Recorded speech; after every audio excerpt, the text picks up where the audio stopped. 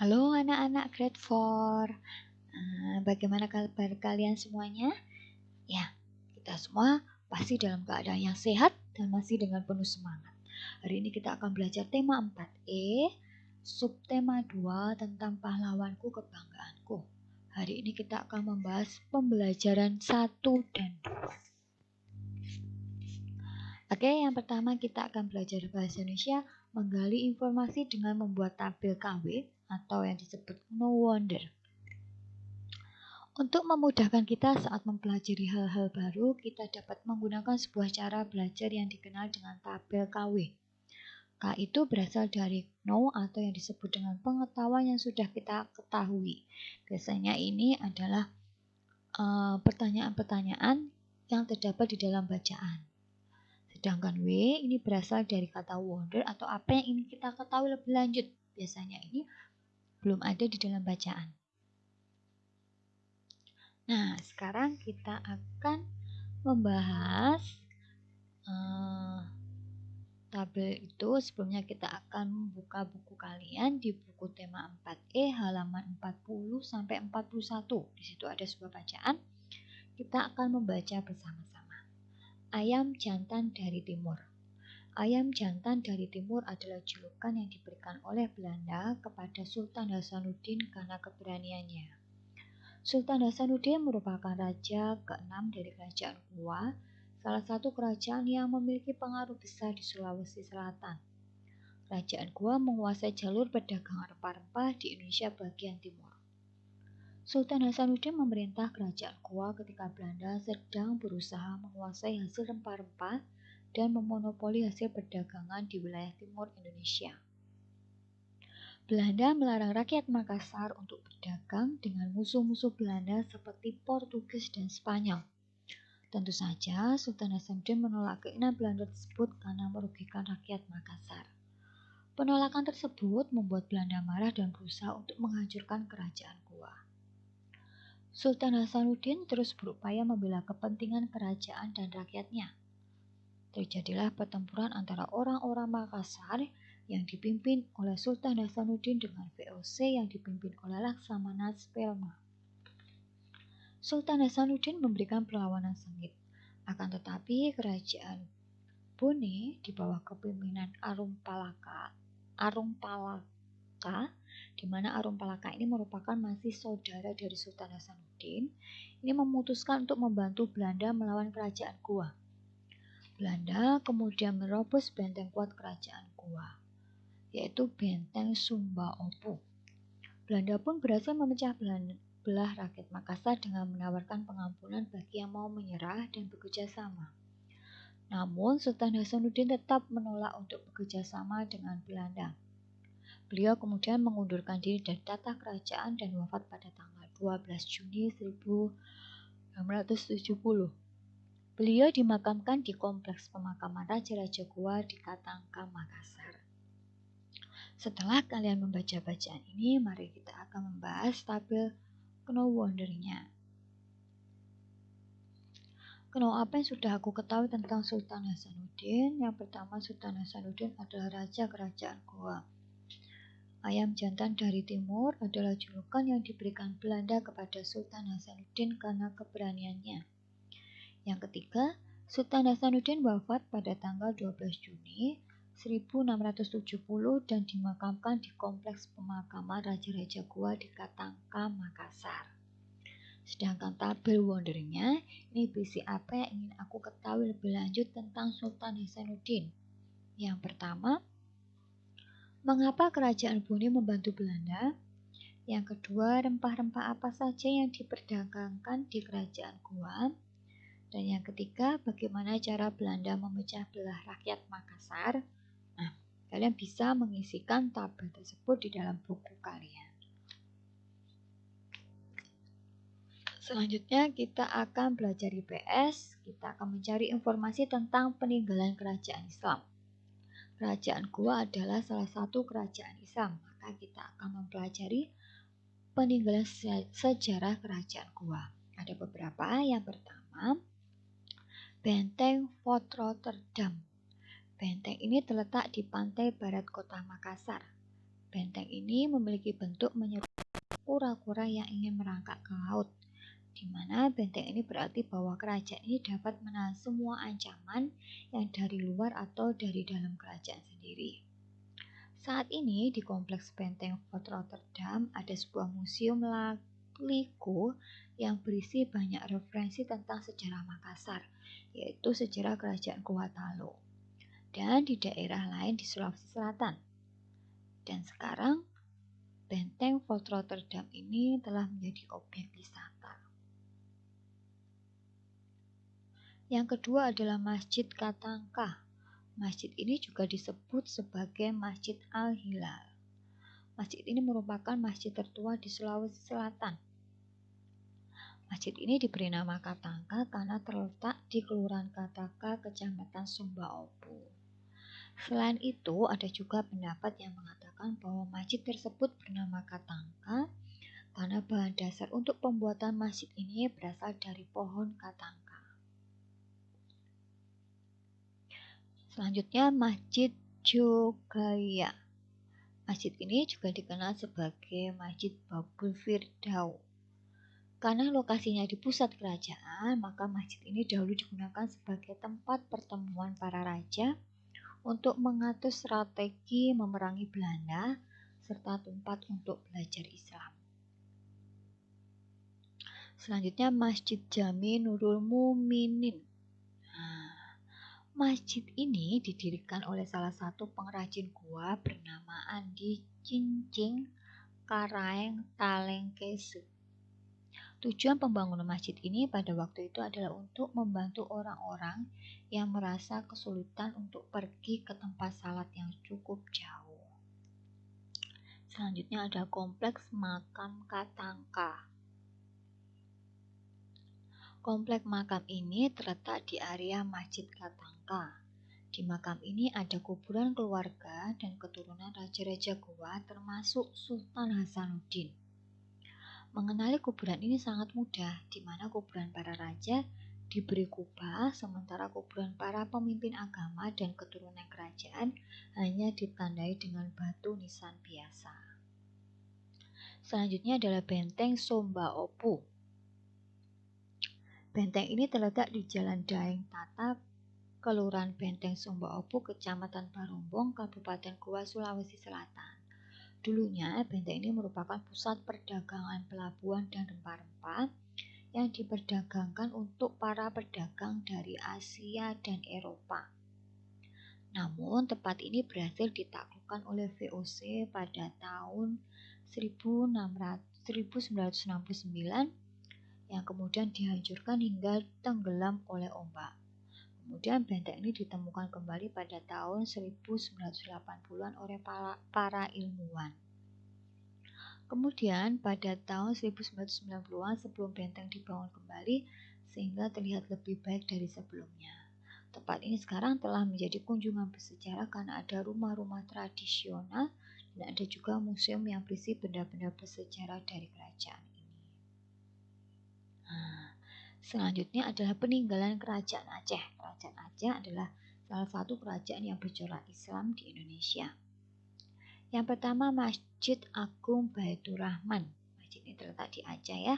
Dibangun oleh Sultan Iskandar Muda sekitar tahun 1612. Terletak di pusat kota Banda Aceh. Ketika tsunami pada tahun 2004 melanda Aceh, masjid yang merupakan peninggalan sejarah Islam di Indonesia ini menjadi pelindung bagi sebagian orang Aceh. Kekuatan bangunan tidak bisa digoncang oleh gelombang laut yang kemudian menghancurkan kota Banda Aceh. Selanjutnya adalah Pinto Knop. Tempat ini adalah kisah Aceh kuno yang dibangun pada masa pemerintahan Sultan Iskandar Muda. Selain itu, tempat ini juga merupakan pintu penghubung antara istana dan Taman Putropang. Pinto Knop ini merupakan tempat peristirahatan bagi putri Pahang ketika mereka selesai berenang. Selanjutnya adalah Meriam Kesultanan Aceh. Pada masa Sultan Selim II, beberapa pabrik senjata dan teknisi dari Turki dikirim ke Aceh dari Turki otonom. Kemudian Aceh mengambil kemampuan ini dan mampu membuat meriam kuningannya sendiri. Meriam ini digunakan untuk mempertahankan Aceh dari para penyusup. Selanjutnya adalah makam Sultan Iskandar Muda. Makam ini berada di desa Peuniti, Kecamatan Baitur Rahman, Kota Banda Aceh, yang sangat padat dengan nuansa Islaminya. Pahatan dan ukiran kaligrafi di batu nisan sangat indah dan salah satu bukti sejarah bahwa masuknya agama Islam di Indonesia. Itu adalah beberapa peninggalan kerajaan Islam, yaitu Kerajaan Goa dan Kerajaan Aceh. Sekarang kita masuk ke pelajaran IPA. Melakukan permainan memanfaatkan sifat bayangan pada cermin. Nah, kalian bisa melakukan percobaan, kalian bisa buka buku tema 4E kalian di halaman 43 sampai 44. Nah,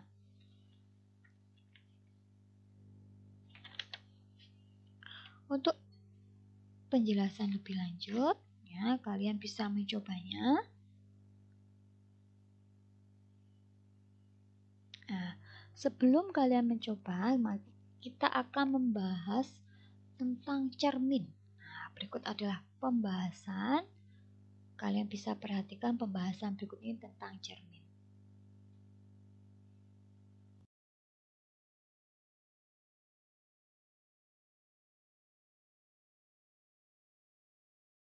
Akan kita pelajari pada hari ini adalah jenis-jenis cermin dan sifat bayangan yang terjadi pada masing-masing cermin. Siapkan diri kalian untuk mendapatkan ilmu yang baru.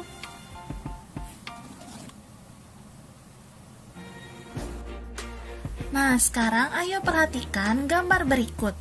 Di dalam gambar berikut terdapat bayangan seorang anak perempuan yang sedang bercermin memiliki ukuran yang sama persis dengan objek aslinya. Mengapa demikian? Ukuran bayangan objek pada cermin datar akan sama persis dengan ukuran objek sebenarnya. Jadi dapat disimpulkan bahwa ketika kita sedang bercermin di depan cermin datar, maka bayangan objek yang ada pada cermin akan sama persis dengan bayangan objek aslinya. Sekarang perhatikan gambar yang kedua. Gambar tersebut merupakan cermin yang sering kalian temui di jalan raya, khususnya di jalan yang menikung. Perhatikan objek mobil yang ada pada cermin. Ukuran bayangan objek yang terlihat lebih kecil dari ukuran objek sebenarnya. Mengapa demikian? Karena cermin tersebut merupakan cermin cembung yang menghasilkan bayangan yang lebih kecil dari objek sebenarnya. Semakin penasaran kan? Ayo kita cari tahu jenis-jenis cermin. Pertama, kita akan bahas mengenai cermin datar ya. Nah, cermin datar ini merupakan cermin yang sudah umum ada di dalam rumah. Bentuk permukaannya datar. Biasanya sih dipakai untuk ngaca. Sebelum berangkat ke sekolah, pasti kamu harus ngaca dulu dong, entah sisiran atau bahkan dandan. Nah, ketika kalian menghadap ke kaca, maka bayangan yang terdapat pada kaca memiliki ukuran yang sama besar dengan objek yang nyatanya. Sehingga berdasarkan hal tersebut, sifat bayangan yang dihasilkan cermin datar adalah tegak dan sama besar. Contoh pemanfaatan cermin datar pada kehidupan sehari-hari, selain untuk bercermin, kalian juga dapat temukan pada kapal selam.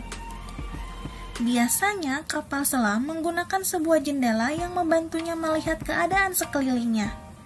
Jendela ini berfungsi seperti mata pengintip. Jendela pada kapal selam ini disebut periskop. Periskop bisa kita buat secara sederhana dengan menggunakan bahan-bahan yang ada. Kamu bisa berkreasi untuk menghias periskop yang kamu buat. Sekarang kita lanjut pada cermin yang kedua. Jenis cermin yang kedua yaitu cermin cekung. Dalam kehidupan sehari-hari, cermin cekung dapat kamu lihat di sendok yang ada di rumah. Ingat ya kawan, bukan sendok plastik, melainkan sendok yang berbahan stainless steel. Selain itu juga, reflektor yang ada pada lampu senter juga menggunakan cermin cekung loh. Nah, sifat cermin cekung ada beberapa. Yang pertama yaitu bayangan yang dihasilkan terbalik dan diperkecil, atau bayangan yang dihasilkan terbalik dan diperbesar. Hal ini dipengaruhi oleh besar kecilnya ukuran cermin cekung. Jenis yang ketiga ini sama dengan gambar di awal video tadi. Ya, yaitu cermin cembung. Cermin cembung memiliki bentuk yang cembung atau menyerupai dengan perut yang membuncit.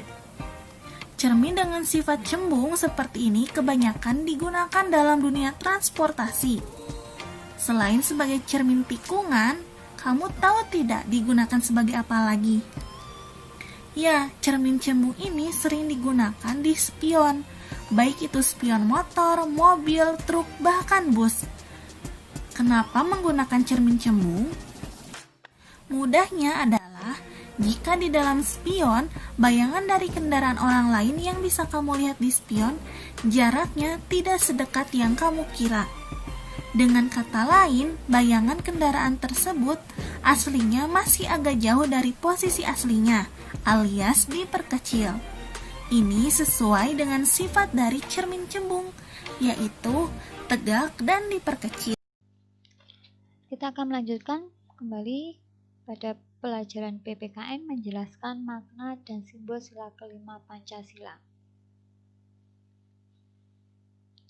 Nah, sebelumnya kita akan membaca bacaan ini ada di buku tema kalian di halaman 47. Ya, relawan sang pahlawan. Mungkin tidak banyak dari kita yang mengetahui siapakah relawan itu. Relawan merupakan seseorang yang dengan sukarela terlibat langsung dalam kegiatan membantu sesama. Para relawan biasanya turut membantu saat ada masyarakat yang tertimpa bencana alam. Mereka juga turut membantu kelompok masyarakat tertentu yang memerlukan bantuan, misalnya dalam bidang kesehatan atau pendidikan. Para relawan juga harus meninggalkan keluarga dan juga pekerjaan untuk melakukan kegiatan kemanusiaan. Misalnya saja Ibrahim da Silva, seorang relawan yang aktif membantu para korban letusan Gunung Merapi, gempa di Manokwari, dan tsunami di Aceh. Saya sadar saya bukan orang kaya, tapi ketika kita dapat membantu orang lain, maka Tuhan akan memberikan kita lebih dari itu. Begitu kata Pak Ibrahim. Ketika terjadi bencana alam, masyarakat korban bencana memerlukan bantuan dalam berbagai bidang. Oleh karena itu, relawan dari berbagai macam latar belakang datang dan menolong sesuai keahliannya masing-masing. Misalnya saja Wiwit, relawan dari pos logistik dan koordinasi relawan Wisma Mahasiswa yang sering menjadi relawan untuk mendampingi anak-anak yang tertimpa bencana alam agar tidak mengalami trauma. Wiwit mengajak anak-anak bermain dan bergembira. Ada pula Dana yang memiliki latar belakang sebagai mahasiswi Fakultas Ilmu Keperawatan. Dana turut serta dalam tim medis yang menyelenggarakan pemeriksaan dan pengobatan gratis bagi korban banjir Banten awal 2012 lalu. Dahulu kita memiliki pejuang-pejuang yang berani berkorban demi terwujudnya kedaulatan negara Indonesia. Kini, para relawan baik pria maupun wanita, muda maupun tua bersedia mengorbankan kepentingan pribadi demi menolong orang-orang yang kesusahan. Tidakkah mereka patut menerima predikat pahlawan? Ya, apa yang dilakukan para relawan sesuai dengan sila kelima Pancasila. Nah, bunyi dari sila kelima Pancasila adalah keadilan sosial bagi seluruh rakyat Indonesia. Simbol dari sila kelima Pancasila adalah padi dan kapas, di mana kapas melambangkan kebutuhan pakaian, sedangkan padi melambangkan kebutuhan pangan. Jadi padi dan kapas ini merupakan simbol kebutuhan dasar manusia. Ketercukupan keduanya menandakan tercapainya kemakmuran rakyat yang juga merupakan tujuan dari sila kelima Pancasila. Nah, berikut adalah makna yang terkandung dalam sila kelima Pancasila. Yang pertama, menjalankan hak dan kewajiban secara seimbang. Yang kedua, menghormati hak-hak orang lain. Ketiga, tidak melakukan hal-hal yang merugikan kepentingan umum. Keempat, suka memberi pertolongan kepada orang lain. Kelima, tidak bersikap boros. Keenam, menghargai hasil karya orang lain. Dan yang ketujuh, suka bekerja keras. Dan yang terakhir, menjunjung tinggi nilai kekeluargaan dan kebersamaan. Nah, sekarang kalian bisa buka buku kalian yang ada di halaman 49. Di situ ada beberapa pertanyaan, kita akan membahasnya bersama-sama. Yang pertama, aku pergi ke Bandung menggunakan kereta ekonomi. Kereta penuh dengan penumpang. Ada seseorang nenek berdiri karena tidak mendapatkan kursi. Sementara itu aku mendapatkan kursi. Maka sikapku sebaiknya adalah memberikan kursi kepada nenek tersebut. Sikapku ini sesuai dengan makna sila kelima Pancasila, yaitu suka memberi pertolongan kepada orang lain. Yang kedua, aku mengikuti perlombaan melukis. Aku berlatih dengan giat agar dapat menjuarai perlombaan. Akan tetapi, aku kalah dalam perlombaan. Pemenang perlombaan menghampiriku. Ia menunjukkan lukisannya padaku. Maka sikapku sebaiknya yaitu memberikan ucapan selamat. Sikapku sesuai dengan makna sila kelima Pancasila, yaitu menghargai hasil karya orang lain. Pertanyaan ketiga, setiap hari ibu memberiku uang jajan. Aku juga dibekali makan siang sehingga uang jajanku dapat ditabung. Aku ingin menggunakan uang tabunganku tersebut untuk membeli sepatu baru. Sementara itu temanku sudah 2 hari tidak masuk. Rumahnya terkena musibah banjir. Pakaian dan sepatunya hanyut terbawa banjir. Maka sikapku sebaiknya memberikan pakaian kita yang sudah tidak dipakai lagi dan memberikan uang tabungan pada teman untuk dibelikan sepatu baru.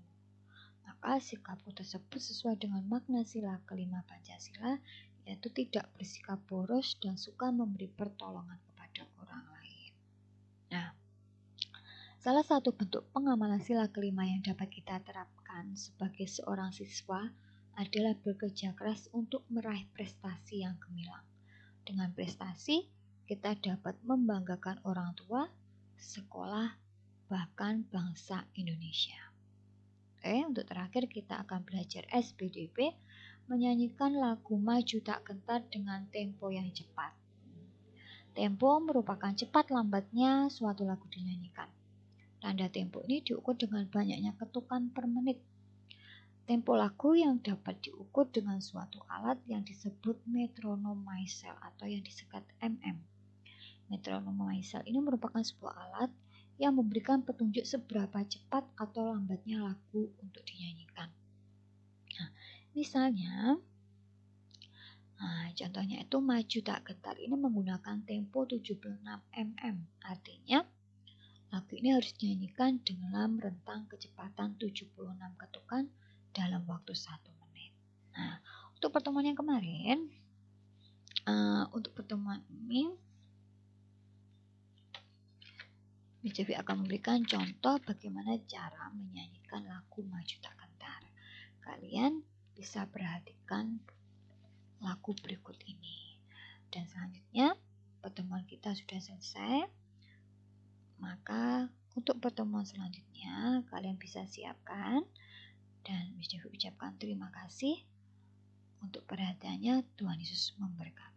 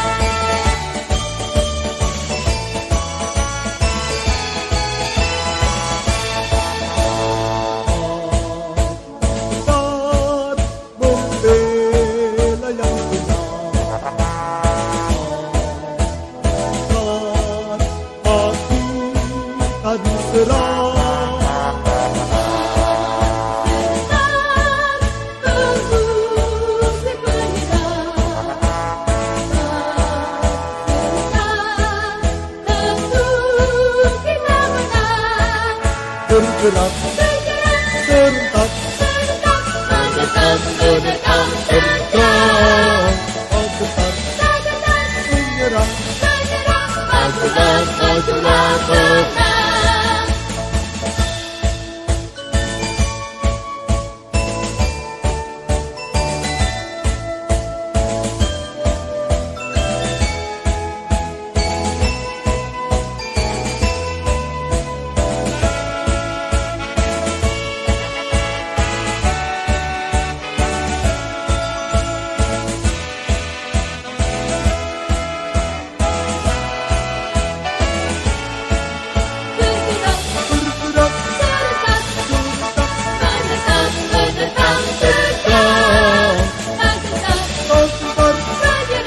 bergerak, Majulah, majulah, menang.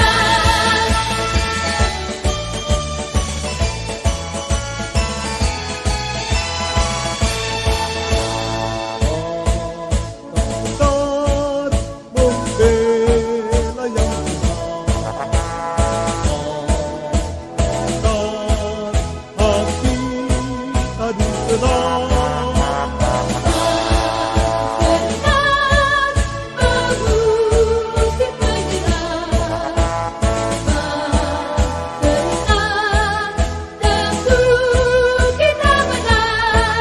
Bergerak, serentak, Menekan, tak gentar, menyerang, majulah, majulah, menang. tak gentar, menyerang, Majulah, majulah, menang.